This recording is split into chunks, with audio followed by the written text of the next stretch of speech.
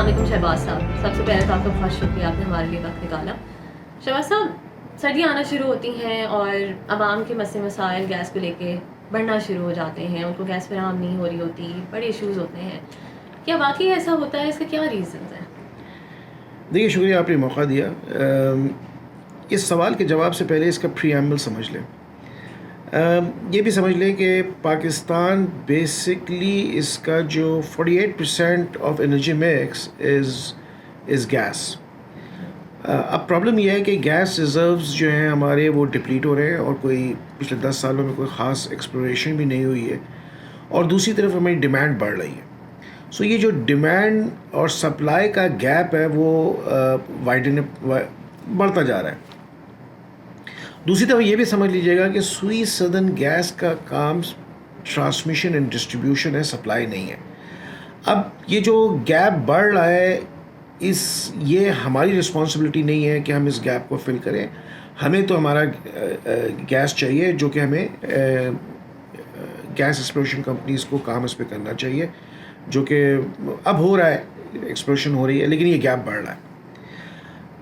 अब ये जो गैप बढ़ रहा है, इसकी वजह से जाहिर सी बात है, और सर्दियों में ये डिमांड तेज़ी से बढ़ जाती है, और कोयटा में सर्दियों वाले इलाके में ये कोई 3 गुना बढ़ जाती है।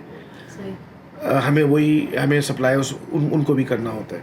नाउ हमने इन चीज़ों को देखते हुए कुछ मेजर्स लिए हैं, और उन मेजर्स की वजह से इतने बुरे हालात नहीं हैं जैसे कि कहे जा रहे हैं।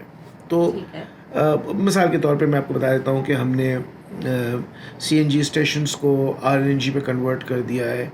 इंडस्ट्रीज़ पिछले सालों से इस साल में कुछ RNG में कन्वर्ट हुई हैं।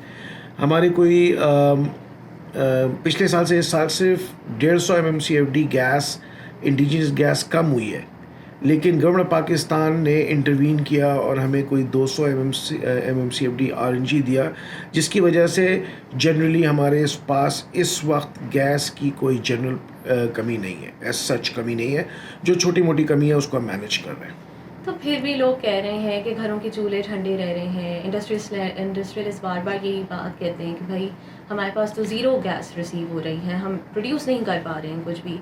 तो क्या वाकई उन्हें बिल्कुल भी गैस नहीं प्रोवाइड की जा रही? देखिए, ऐसा भी, ये भी जायज़ बात नहीं है, बिकॉज़ कोई 320 MMCFD गैस कराची शहर को चाहिए होता है, जो कि हम दे रहे हैं। जो कंप्लेन होगी, देखिए हमारे पास 30 लाख से ज़्यादा कस्टमर्स हैं, फिर कोई 45,000 से ज़्यादा डिस्ट्रीब्यूशन नेटवर्क की पाइपलाइन बिछी हुई है, तो प्रॉब्लम्स ज़ाहिर सी बात आनी है और आएगी।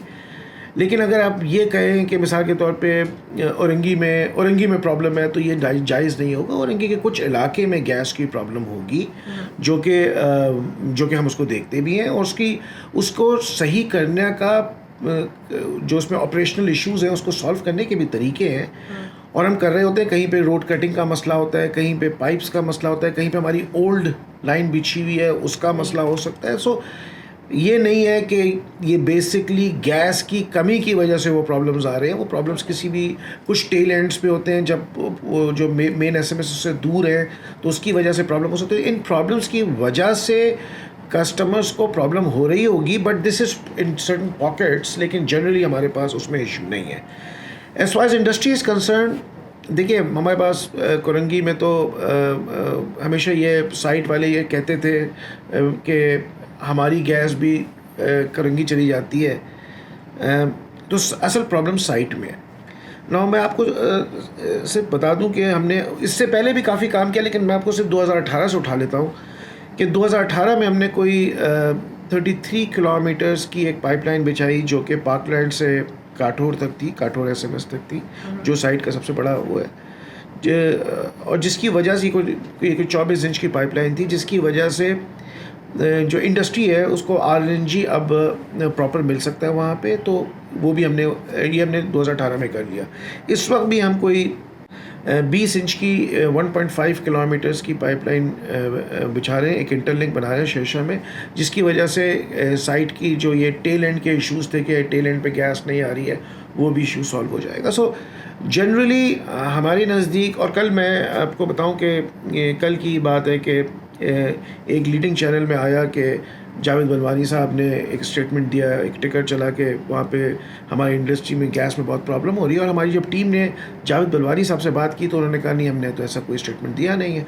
सो कहने का मकसद ये है कि मैं आपसे फिर रिपीट कर रहा हूँ, क्योंकि चूँकि मेरे पास तो परचेज़ और सेल्स पूरी आ रही है ना, सो मैं मॉनिटर कर रहा हूँ, तो जनरली हमारे पास ऐसा प्रॉब्लम नहीं है। Why, I don't know why, जो पॉकेट्स में है वो प्रॉब्लम हो रही है, जिसको हम सॉल्व करने की कोशिश भी कर रहे हैं। अच्छा, आपने कहा कि इंडस्ट्रियलिस्ट कहते हैं कि डोमेस्टिक को दी जा रही है गैस और हमें फराहम नहीं की जा रही, बट आजकल ये भी खबर फैली हुई है कि डोमेस्टिक की गैस कट करके इंडस्ट्रियल को प्रोवाइड की जा रही है। Is that really so?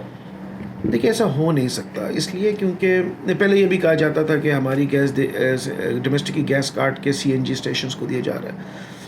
आज हमने सीएनजी स्टेशंस को, majority of them, something like 90% of the CNG stations अब वो आरएनजी पे कन्वर्ट हो गई हैं। तो अब वो वाला ऑब्जेक्शन हट गया, तो इंडस्ट्री पे हटा दिया। हो नहीं सकता, इसलिए क्योंकि जो हमारी ईसीसी की गाइडलाइन है लोड मैनेजमेंट की, उसके हिसाब से जो प्रायोरिटी है वो प्रायोरिटी हमारा डोमेस्टिक एंड कमर्शियल कस्टमर है।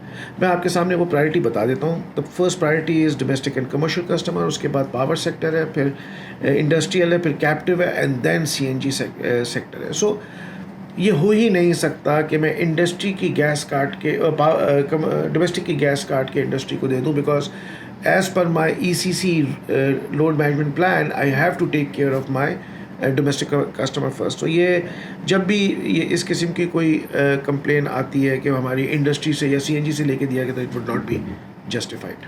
तो फिर सर, जो डिफरेंट कराची के इलाकों से कंप्लेंट्स आती हैं, न्यूज़ चैनल्स भी कवर करते हैं कि जी वहाँ पे गैस नहीं है, तो उसके बारे में फिर क्या किया जा रहा है?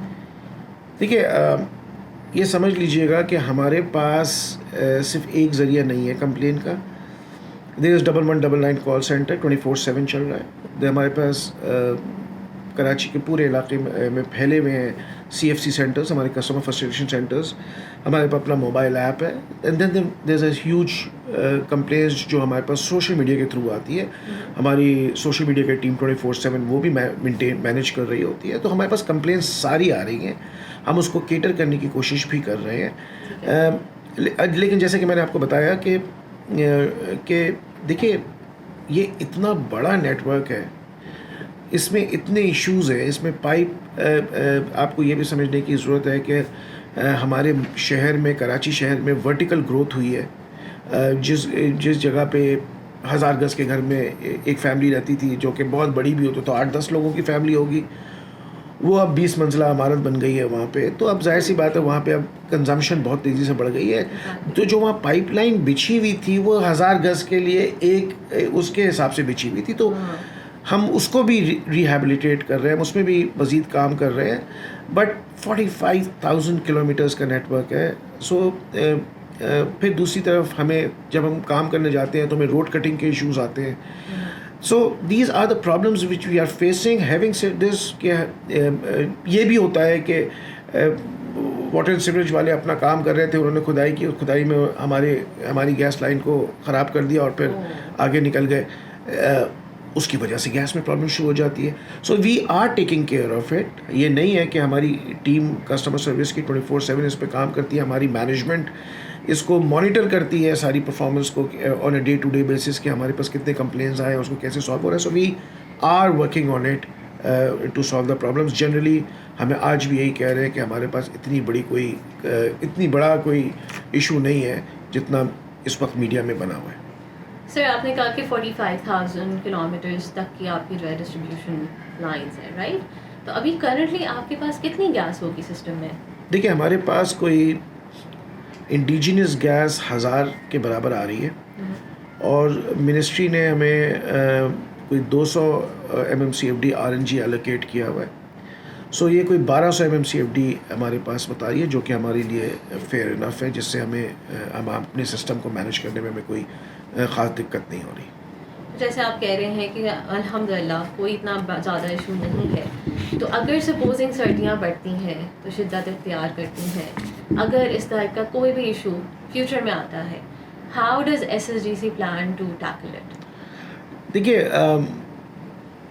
गैस की जो इस वक्त शॉर्टेज नज़र आई, उसको प्राइम मिनिस्टर लेवल पे महसूस किया गया और मिनिस्ट्री ने, गवर्नमेंट ने और सुई सदर्न गैस ने मिलके इस पे बहुत काम किया कि ये जो शॉर्टेज आ रही है इसको कैसे मैनेज किया जाए। इसमें से एक स्टेप तो हमने ले लिया, जो कि हमने कोई 17 किलोमीटर की पाइपलाइन हम पोर्ट कासिम से पार्कलैंड पे बिछा रहे हैं, जो कि जिसकी इजाज़त मिलने में 2 साल लग गए, पौने 2 साल लग गए। हमें सिंध गवर्नमेंट ने थोड़ा सा टाइम लगाया उसको हमें अप्रूवल देने में, राइट ऑफ वे के लिए। लेकिन जब हमें अप्रूवल मिल गई, हमने उस पर कोई 4 महीने लगते हैं वो 17 किलोमीटर की पाइपलाइन बिछाने में। हमने उस पर रात दिन काम किया है। हम इसको एक्सपेक्ट करते हैं कि हम 2 महीने में इसको कंप्लीट कर लेंगे। ये 2 महीना मिड ऑफ दिसंबर में इंशाल्लाह कंप्लीट हो जाएगा। सो वहाँ से हमें मज़ीद RLNG आने लगेगी, जिसकी वजह से हम समझते हैं कि ये जो सर्दियों में शॉर्टेज होएगी, जो डिमांड बढ़ती है, उसको हम RLNG के थ्रू केटर कर सकेंगे। Thank you so much Shahbaz साहब। Thank you.